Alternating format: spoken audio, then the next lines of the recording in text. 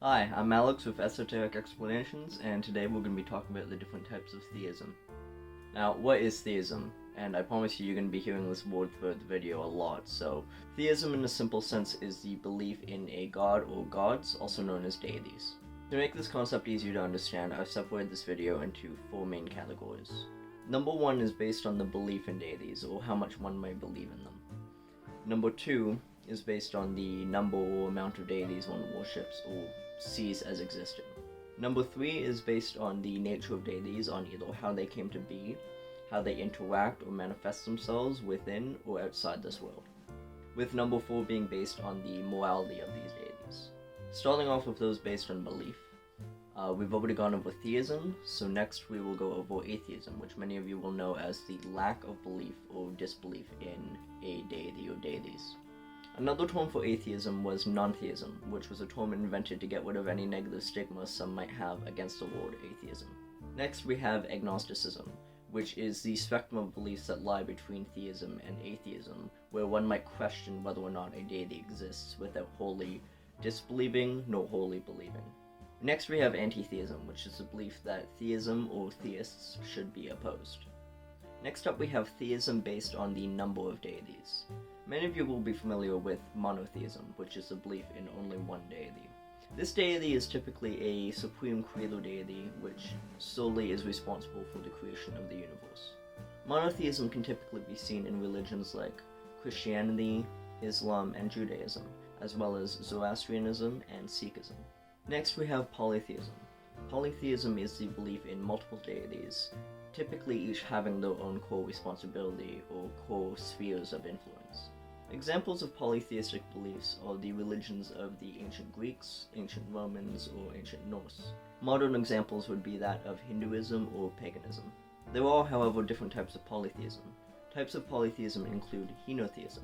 Henotheism is the belief that many deities exist, however only one is actively worshipped. Alongside this is monolatry, or monolatrism.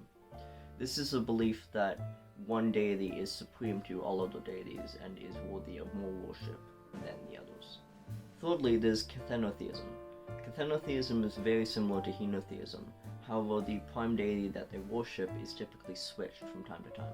For the third category, we have the nature of deities. In this category, we have beliefs such as pantheism. Pantheism is the belief that the universe is equivalent or shares a body with God.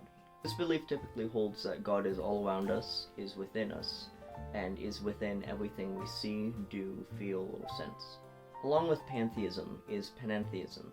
Panentheism is very similar to pantheism in that God is all around us, is within everything we do, and is the universe itself. However, panentheism also holds that God has an existence outside of this universe as well.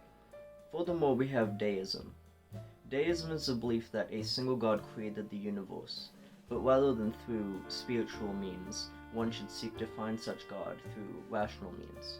Deists often see objective reality as being proof enough for God's existence. On top of this, deists also believe that while God created the universe, afterwards he left it to its own volition. As such, he does not interact with humanity or anything within this universe. Along with deism, we also have polydeism. Polydeism is all the beliefs of deism, however, they attribute all these beliefs to, rather than one god, a polytheistic view of gods. Likewise, there's also pandeism, which combines all of the aspects of deism with a pantheistic view. Then we have autotheism. Autotheism is the belief that divinity can be achieved by humans. This occurs through apotheosis, which one typically achieves from devout spiritual practice. Religious examples of this include Buddhism, Jainism, as well as Mormonism. The fourth and final category is based on morality. For instance, eutheism. Eutheism is the belief that gods or a god exists, but that they are absolutely benevolent. To contrast eutheism, we have maltheism. Maltheism is the belief that a deity or deities exist, however that they are wholly evil or malicious. Then we have dystheism. Dystheism is the belief that a deity is not fully good, however it also leaves room for the possibility that that deity may be evil. Lastly on this list, we have misotheism. Misotheism is a belief in a deity or deities, however one actively hates those deities. Well, that's the end of the video for today. I hope you learned something.